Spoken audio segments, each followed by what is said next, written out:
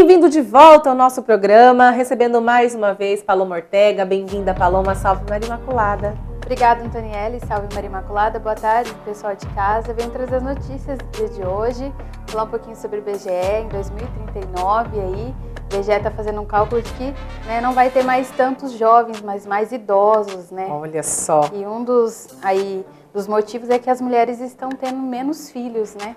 Acredito que é a questão da mulher estar saindo para trabalhar, né? A mulher está tendo independência. Ela tem tido outras prioridades, né? Isso. É verdade. Temos notícias também do nosso Brasil, da política. Vamos falar também sobre o nosso planeta, que em Marte foi achado. Descoberto a água. O pessoal estava até comentando que agora lá ficou habitável, né? Só levar o coador e o pó de café que já pode, já tem água, já pode habitar em Marte. Estamos analisando essa possibilidade aí. Temos também previsão do tempo para o dia de hoje aqui na nossa capital. É mesmo, mas antes eu queria mandar um beijo pra sua avó, né? Hoje é dia do vô, verdade, da avó, né? Hoje é dia dos avós. Vou mandar um beijo pra vovó, né? Que cuida tão bem de você. Verdade, a minha avó, né? Que é minha segunda mãe. E também a minha bisavó, que ainda é viva, acredita? Olha só que maravilha, gente. 96 anos, a minha bisavó. Que bênção, gente. Eu sinto falta de vô e de vó, porque eu não conhecia os meus pais da minha mãe. E os pais do meu pai convivi comigo um até 7, outro até 12 anos. Então eu cresci sem vó, né? Eu tenho os dois, tanto de parte de mãe quanto parte de pai. Aproveita, viu? Vou mandar um beijo, então. Um beijo pra vocês. Beijo pra vocês. Vamos às notícias, né? Vamos às notícias de hoje. Muito bem. E segundo o IBGE, a população do Brasil vai começar a diminuir de tamanho daqui a cerca de 30 anos. E em 2039 o país vai ter mais idosos do que crianças. Um dos motivos desse envelhecimento é o aumento da expectativa de vida, que vai ultrapassar os 77 anos no caso dos homens e superar os 84 entre as mulheres. Outro motivo é que, segundo o IBGE, as mulheres estão tendo cada vez menos filhos. Vamos acompanhar essa matéria. Olhando para esta praça, é possível imaginar um pouco de como será o Brasil do futuro. A população está envelhecendo. Eu, graças a Deus, estou numa idade de 82 anos, estou muito bem. Você vai num banco hoje em dia, tem mais gente na fila de idosos do que na fila comum. Segundo o IBGE, em 2039 o país vai ter mais idosos do que crianças. E cerca de 20 anos depois, 1 em cada 4 brasileiros terá mais de 65 anos. Um dos motivos é o aumento da expectativa de vida, que vai ultrapassar os 77 anos, no caso dos homens, e superar os 84 entre as mulheres. Hoje em dia, a média gira em torno dos 72 anos entre os homens e quase 80 entre as mulheres. Outro motivo para o envelhecimento da população é que, segundo o IBGE, as mulheres vão ter cada vez menos filhos. Para se ter uma ideia, a média em 1960 era de 6,3 filhos por mulher e 100 anos depois deverá cair para 1,66. Ou seja, aqueles retratos antigos com famílias enormes vão se transformar em peças de museu. Conversando com as mulheres nas ruas, realmente é difícil encontrar alguém com disposição para ter muitos filhos. Cada vez mais a gente está demorando a ter filhos por uma busca profissional, né? E a quantidade eu acho que é mais em relação à economia mesmo. O gasto que é grande para se criar um filho hoje. Você, como é que você pensa que vai ser? Planeja alguma coisa ou não? Não planejo. Carreira em primeiro lugar. Menos crianças, população menor. Hoje o Brasil tem 208 milhões de habitantes. Até 2047, esse número ainda vai crescer, chegando a pouco mais de 233 milhões. E depois vai começar a cair, até chegar a 228 milhões.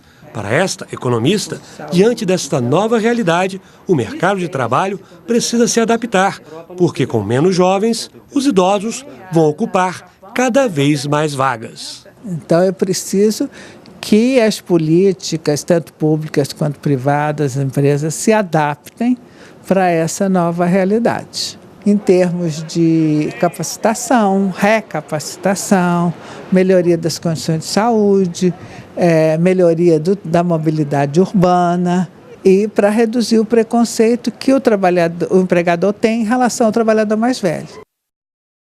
E o juiz Sérgio Moro e o ministro da Segurança Pública, Raul Jungmann, participaram hoje de um debate sobre temas como corrupção e segurança. No evento organizado pelo jornal O Estado de São Paulo, Moro, titular da Operação Lava Jato, comentou o confronto de decisões com o desembargador Rogério Favretto no Tribunal Regional Federal da 4ª Região, no início deste mês, sobre a soltura do ex-presidente da República, Luiz Inácio Lula da Silva.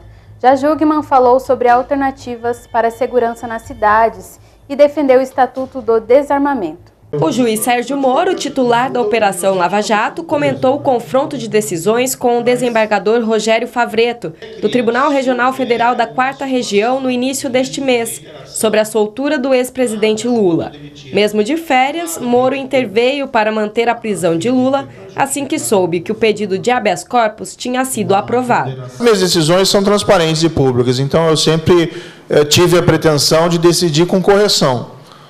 Posso ter me equivocado, né? Nenhuma pessoa é perfeita, advogados, promotores, jornalistas, juízes, mas eu sempre agi com a pretensão de fazer o que era certo, aplicando a lei e as provas. Além do combate à corrupção, o evento organizado pelo jornal O Estado de São Paulo promoveu discussões sobre outros assuntos.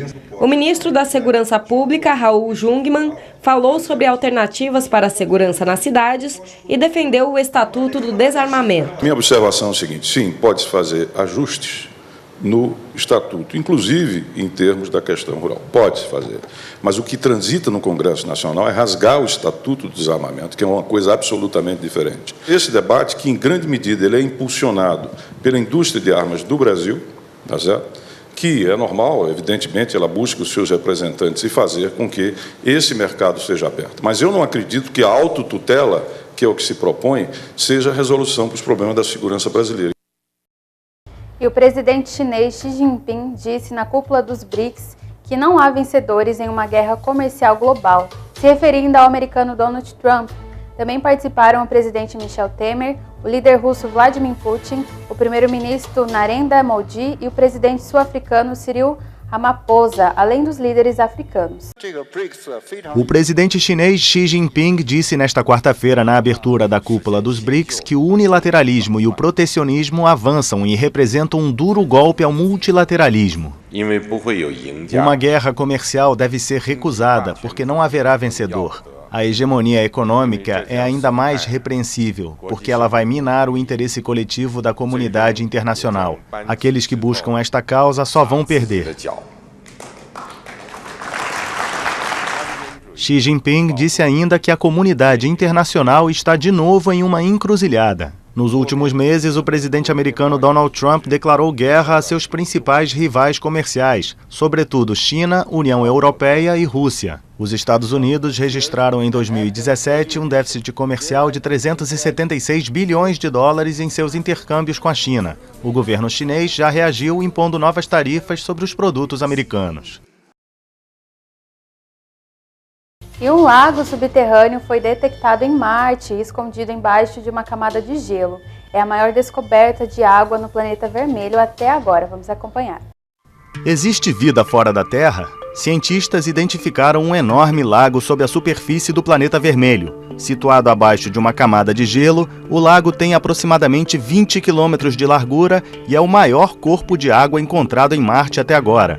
Segundo um artigo publicado nesta quarta-feira, a descoberta apresenta a possibilidade de que haja mais água e talvez até vida no planeta. Marte é um planeta frio, árido e deserto, mas há pelo menos 3.600.000 anos era quente e úmido, com uma grande quantidade de água líquida e de lagos.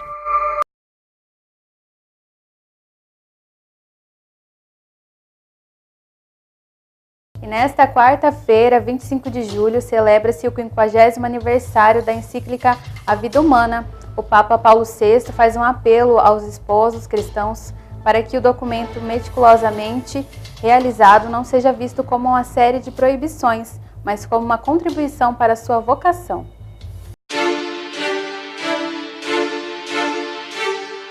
Questo documento pontificio non è soltanto la dichiarazione di una legge morale negativa che proibisce certe cose, cioè l'esclusione di ogni azione che si proponga di rendere impossibile la procreazione, ma è soprattutto la presentazione positiva della moralità coniugale in ordine alla sua grande missione di amore e di fecondità nella visione integrale dell'uomo e della sua vocazione, non solo naturale e terrena, ma anche soprannaturale ed eterna.